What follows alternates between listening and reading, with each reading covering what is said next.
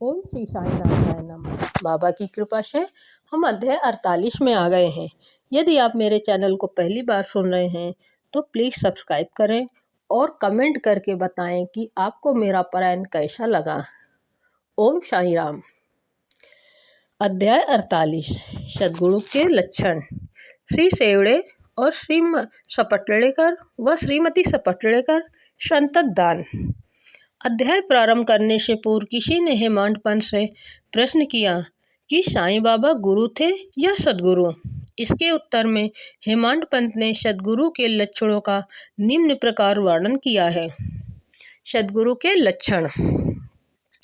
जो वेद और वेदांत तथा 6 शास्त्रों की शिक्षा प्रदान करके ब्रह्मा विषयक मधुर व्याख्यान देने में पारंगत हो तथा जो अपने श्वासोच्छ्वास क्रियाओं पर नियंत्रण कर सहज ही मुद्राएं लगाकर अपने शिष्यों को मंत्रोपदेश दे, निश्चित अवधि में यथोचित संख्या का जाप करने का आदेश दें और केवल अपने वाक् चातुर्य से ही उन्हें जीवन के अंतिम ध्येय का दर्शन कराता हो तथा जिसे स्वयं आत्म साक्षात्कार न हुआ हो वह सद्गुरु नहीं, वरन जो अपने आचरणों से लौकिक व पारलौकिक सुखों से विरक्ति की भावना का निर्माण कर हमें आत्मानुभूति का रसास्वादन करा दे तथा जो अपने शिष्यों को क्रियात्मक और प्रत्यक्ष ज्ञान आत्मानुभूति करा दे उसे ही सद्गुरु कहते हैं। जो स्वयं ही आत्म साक्षात्कार से वंचित हैं वे भला अपने अनुयायियों का किस प्रकार अनुभूत करा सकते हैं। सद्गुरु स्वप्न में भी अपने शिष्य से कोई लाभ या सेवा शुश्रूषा की लालसा नहीं करते, वरन स्वयं उनकी सेवा करने को ही उद्यत रहते हैं। उन्हें यह कभी भी भान नहीं होता है कि मैं कोई महान हूँ और मेरा शिष्य मुझसे तुच्छ है, अपितु उसे अपने ही सदृश या ब्रह्मा स्वरूप समझा करते हैं। सद्गुरु की मुख्य विशेषता यही है कि उनके हृदय में सदैव परम शांति विद्यमान रहती है। वे कभी अस्थिर या अशांत नहीं होते और न उन्हें अपने ज्ञान का ही लेश मात्र गर्व होता है। उनके लिए राजा, रंक, स्वर्ग, अपवर्ग सब एक ही समान है। हेमांड पंत कहते हैं कि मुझे अपने गत जन्मों के शुभ संस्कारों के परिणाम स्वरूप श्री साईं बाबा सदृश सद्गुरु के चरणों की प्राप्ति तथा उनके कृपा पात्र बनने का सौभाग्य प्राप्त हुआ। वे अपनी युवावस्था में चिलम के अतिरिक्त कुछ संग्रह न किया करते थे। न उनके बाल बच्चे तथा मित्र थे, न घर-बार था और न उन्हें किसी प्रकार का आश्रय प्राप्त था। 18 वर्ष की अवस्था से ही उनका मनोनिग्रह बड़ा विलक्षण था। वे निर्भय होकर निर्जन स्थानों में विचरण करते एवं सदा आत्मलीन रहते थे। उनका कथन था कि मैं सदा भक्त के पराधीन रहता हूँ। जब वे शरीर में थे उस समय भक्तों ने जो अनुभव किए उनके समाधिस्थ होने के पश्चात आज भी जो उनके शरणागत हो चुके हैं उन्हें उसी प्रकार अनुभव होते हैं। भक्तों को तो केवल इतना ही यथेष्ट है कि यदि वे अपने हृदय को भक्ति और विश्वास का दीपक बनाकर उसमें प्रेम की ज्योति प्रज्वलित करें तो ज्ञान ज्योति आत्म साक्षात्कार स्वयं प्रकाशित हो उठेगी। प्रेम के अभाव में शुष्क ज्ञान व्यर्थ है। ऐसा ज्ञान किसी को भी लाभप्रद नहीं हो सकता। प्रेम के अभाव में संतोष नहीं होता, इसीलिए हमारा प्रेम असीम और अटूट होना चाहिए। प्रेम की कीर्ति का गुणगान कौन कर सकता है, जिसकी तुलना में समस्त वस्तुएं तुच्छ जान पड़ती हैं। प्रेम रहित पठन पाठन सब निष्फल है। प्रेमांकुर के उदय होते ही भक्ति, वैराग, शांति और कल्याण रूपी संपत्ति सहज ही प्राप्त हो जाती है। जब तक किसी वस्तु के लिए प्रेम उत्पन्न नहीं होता तब तक उसे प्राप्त करने की भावना ही नहीं उत्पन्न नहीं होती। इसीलिए जहाँ व्याकुलता और प्रेम है वहाँ भगवान स्वयं प्रकट हो जाते हैं। भाव में ही प्रेम अंतर्निहित है और वही मोक्ष का कारणीभूत है। यदि कोई व्यक्ति कलुषित भाव से भी किसी सच्चे संत के चरण पकड़ ले तो भी यह निश्चित है कि वह अवश्य तर जाएगा। ऐसी ही कथा नीचे दर्शाई गई है। श्री सेवड़े अक्कलकोट सोलापुर जिला के श्री सपटलेकर वकालत का अध्ययन कर रहे थे। एक दिन उनके अपने सहपाठी श्री सेवड़े से भेंट हुई। अन्य और भी विद्यार्थी वहां एकत्रित हुए और सब ने अपनी अपनी अध्ययन संबंधी योग्यता का परस्पर परीक्षण किया। प्रश्नोत्तरों से विदित हो गया कि सबसे कम अध्ययन श्री सेवड़े का है और वे परीक्षा में बैठने के अयोग्य हैं। जब सब मित्रों ने मिलकर उनका उपहास किया, तब सेवड़े ने कहा कि यद्यपि मेरा अध्ययन अपूर्ण है तो भी मैं परीक्षा में अवश्य उत्तीर्ण हो जाऊंगा। मेरे साईं बाबा ही सबको सफलता देने वाले हैं। श्री सपटलेकर को यह सुनकर आश्चर्य हुआ और उन्होंने श्री सेवड़े से पूछा कि ये साईं बाबा कौन हैं जिनका तुम इतना गुणगान कर रहे हो। उन्होंने उत्तर दिया कि वे एक फकीर हैं जो शिरडी अहमदनगर की एक मस्जिद में निवास करते हैं। वे महान सत्पुरुष हैं। ऐसे अन्य संत भी हो सकते हैं परंतु वे उनसे अद्वितीय हैं। जब तक पूर्व जन्म के शुभ संस्कार संचित न हो तब तक उनसे भेंट होना दुर्लभ है। मेरी तो उन पर पूर्ण श्रद्धा है। उनके श्रीमुख से निकले वचन कभी असत्य नहीं होते। उन्होंने ही मुझे विश्वास दिलाया है कि मैं अगले वर्ष परीक्षा में अवश्य उत्तीर्ण हो जाऊंगा।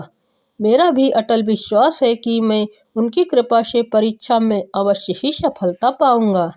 श्री सपटलेकर को अपने मित्र के ऐसे विश्वास पर हंसी आ गई और साथ ही श्री साईं बाबा का भी उन्होंने उपहास किया। भविष्य में जब सेवड़े दोनों परीक्षाओं में उत्तीर्ण हो गए तब सपटलेकर को यह जानकर बड़ा आश्चर्य हुआ। श्री सपटलेकर परीक्षा में उत्तीर्ण होने के पश्चात अक्कलकोट में रहने लगे और वहीं उन्होंने अपनी वकालत प्रारंभ कर दी। 10 वर्षों के पश्चात सन 1913 में उनके इकलौते पुत्र की गले की बीमारी से मृत्यु हो गई, जिससे उनका हृदय विचलित हो उठा। मानसिक शांति प्राप्त करने हेतु उन्होंने पंढरपुर, गड़गापुर और अन्य तीर्थ स्थानों की यात्रा की, परंतु उनकी अशांति पूर्ववत ही बनी रही। उन्होंने वेदांत का भी श्रवण किया, परंतु वह भी व्यर्थ ही सिद्ध हुआ। अचानक उन्हें सेवड़े के वचनों तथा श्री साईं बाबा के प्रति उनके विश्वास की स्मृति हो आई और उन्होंने विचार किया कि मुझे भी शिरडी जाकर बाबा के दर्शन करना चाहिए। वे अपने छोटे भाई पंडित राव के साथ शिरडी आए। बाबा के दर्शन कर उन्हें बड़ी प्रसन्नता हुई। जब उन्होंने समीप जाकर नमस्कार करके शुद्ध भावना से श्रीफल भेंट किया तो बाबा तुरंत क्रोधित हो उठे और बोले कि यहाँ से निकल जाओ। सपटलेकर का सिर झुक गया और वे कुछ हटकर पीछे बैठ गए। वे जानना चाहते थे कि किस प्रकार उनके समक्ष उपस्थित होना चाहिए। किसी ने उन्हें बालाशिम्पी का नाम सुझा दिया। सपटलेकर उनके पास गए और उनसे सहायता करने की प्रार्थना करने लगे। तब वे दोनों बाबा का एक चित्र मोल लेकर मस्जिद में आए। बालाशिम्पी ने अपने हाथ में चित्र लेकर बाबा के हाथ में दे दिया और पूछा कि यह किसका चित्र है। बाबा ने सपटलेकर की ओर संकेत कर कहा कि यह तो इसके सपटलेकर की तरफ इशारा करके यार का है। यह कहकर वे हंसने लगे और साथ ही सब भक्त मंडली भी हंसने लगी। बालाशिम्पी के संकेत पर जब सपटलेकर उन्हें प्रणाम करने लगे तो वे पुनः चिल्ला पड़े कि चल हट। सपटलेकर की समझ में नहीं आता था कि वे क्या करें। तब वे दोनों हाथ जोड़कर प्रार्थना करते हुए बाबा के सामने बैठ गए, परंतु बाबा ने उन्हें तुरंत ही बाहर निकलने की आज्ञा दी। वे दोनों बहुत ही निराश हुए। उनकी आज्ञा कौन टाल सकता था। आखिर सपटलेकर खिन्न हृदय शिरडी से वापस चले आए। उन्होंने मन ही मन प्रार्थना की कि हे साईं, मैं आपसे दया की भिक्षा मांगता हूँ। कम से कम इतना ही आश्वासन दे दीजिए कि मुझे भविष्य में कभी न कभी आपके श्री दर्शनों की अनुमति मिलेगी। श्रीमती सपटलेकर। 1 वर्ष बीत गया, फिर भी उनके मन में शांति न आई। वे गड़गापुर गए, जहाँ उनके मन में अशांति और अधिक बढ़ गई। अतः वे माढ़े गांव विश्राम के लिए पहुँचे और वहाँ से ही काशी जाने का निश्चय किया। प्रस्थान करने के 2 दिन पूर्व उनकी पत्नी को स्वप्न हुआ कि वह स्वप्न में एक गागर ले लक्कड़ शाह के कुएं पर जल भरने जा रही है। वहाँ नीम के नीचे एक फकीर बैठा है, सिर पर एक कपड़ा बंधा हुआ है। फकीर उसके पास आकर कहने लगा कि मेरी प्रिय बच्ची, तुम क्यों व्यर्थ कष्ट उठा रही हो? मैं तुम्हारी गागर निर्मल जल से भर देता हूँ। तब फकीर के भय से वह खाली गागर लेकर लौट आई। फकीर भी उसके पीछे पीछे चला आया। इतने में ही घबराहट में उसकी निद्रा भंग हो गई और उसने आंखें खोल दी। यह स्वप्न उसने अपने पति को सुनाया। उन्होंने इसे शुभ शगुन जाना और वे दोनों शिरडी को रवाना हो गए। जब वे मस्जिद पहुंचे तो बाबा वहां उपस्थित न थे। वे लेंडी बाग गए हुए थे। उनके लौटने की प्रतीक्षा में वे वहीं बैठे रहे। जब बाबा लौटे तो उन्हें देखकर उनकी पत्नी को बड़ा आश्चर्य हुआ, क्योंकि स्वप्न में जिस फकीर के उसने दर्शन किए थे, उनकी आकृति बाबा से बिल्कुल मिलती जुलती थी। उसने अति आदर सहित बाबा को प्रणाम किया और वहीं बैठे बैठे उन्हें निहारने लगी। उसका विनम्र स्वभाव देखकर बाबा अत्यंत प्रसन्न हो गए। अपनी पद्धत के अनुसार वे एक तीसरे व्यक्ति को अपने अनोखे ढंग से एक कहानी सुनाने लगे। मेरे हाथ, उदर, शरीर तथा कमर में बहुत दिनों से दर्द हुआ करता था। मैंने अनेक उपचार किए, परंतु मुझे कोई लाभ न पहुंचा। मैं औषधियों से ऊब उठा, क्योंकि मुझे उनसे कोई लाभ न हो रहा था। परंतु अब मुझे बड़ा अचंभा हो रहा है कि मेरी समस्त पीड़ाएं एकदम ही जाती रहीं। यद्यप किसी का नाम नहीं लिया गया था, परंतु यह चर्चा स्वयं श्रीमती सपटलेकर की थी। उनकी पीड़ा, जैसा बाबा ने अभी कहा, सर्वथा मिट गई और वे अत्यंत प्रसन्न हो गई। संतति दान। तब श्री सपटलेकर दर्शन के लिए आगे बढ़े, परंतु उनका पूर्वोक्त वचनों से ही स्वागत हुआ कि चल हट। इस बार वे बहुत धैर्य और नम्रता धारण करके आए थे। उन्होंने कहा कि पिछले कर्मों के कारण ही बाबा मुझसे अप्रसन्न हैं और उन्होंने अपना चरित्र सुधारने का और बाबा से एकांत में भेंट करके अपने पिछले कर्मों की क्षमा मांगने का निश्चय किया। उन्होंने वैसा ही किया भी, और अब जब उन्होंने अपना मस्तक उनके श्री चरणों पर रखा तो बाबा ने उन्हें आशीर्वाद दिया।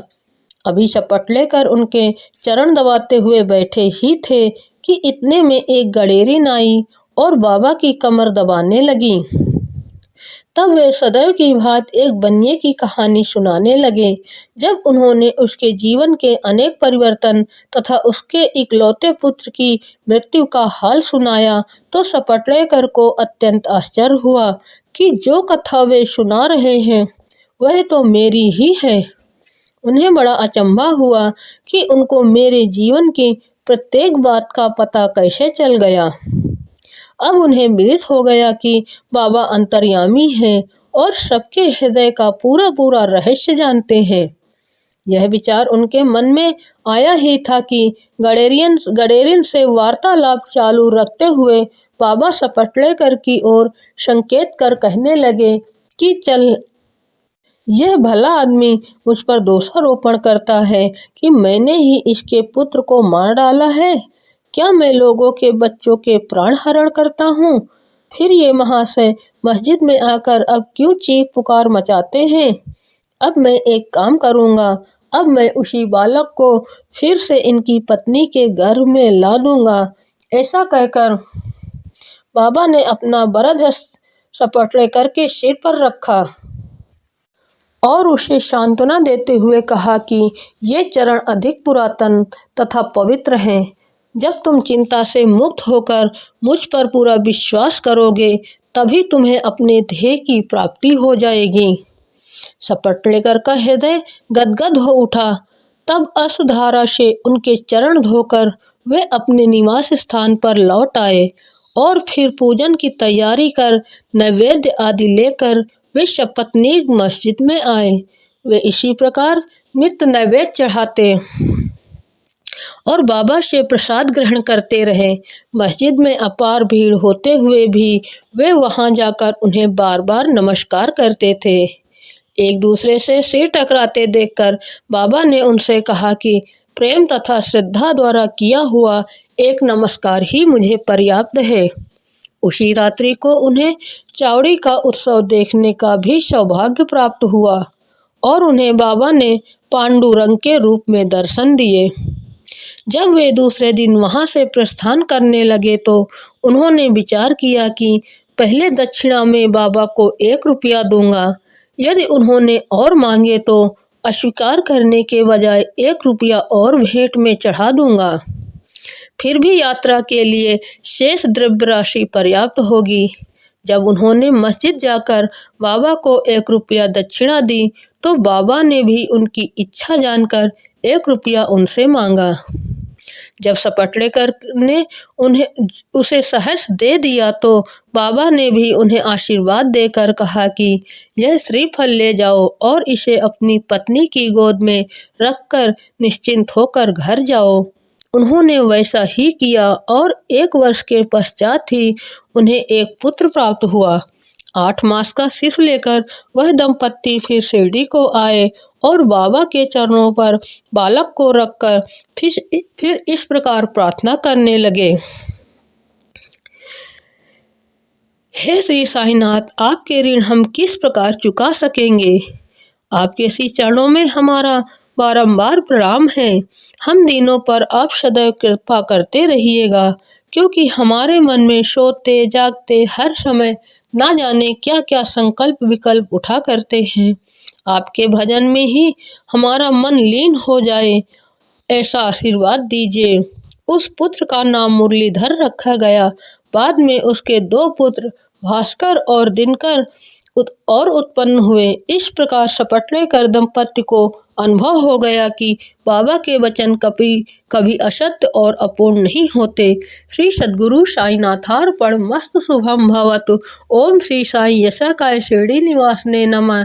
बोलो अनंत कोटि ब्रह्मांड नायक राजाधिराज योगी राजपाल ब्रह्मा श्री सच्चिदानंद सद्गुरु साईनाथ महाराज की जय। बाबा साईं सबकी भली करें।